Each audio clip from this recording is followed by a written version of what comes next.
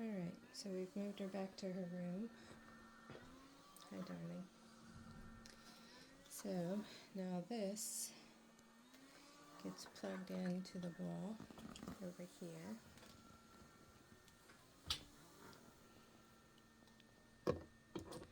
And this is a dedicated,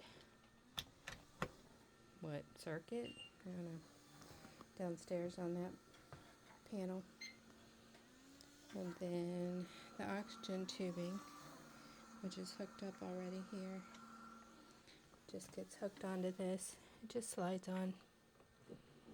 And then you turn it on. Loud noise. And it is already set for 1 liter. She gets 1 liter at night. And then you plug in that strip, otherwise the bed won't work. And the suction canister won't work. And she's already in her bedtime position. And she's tired.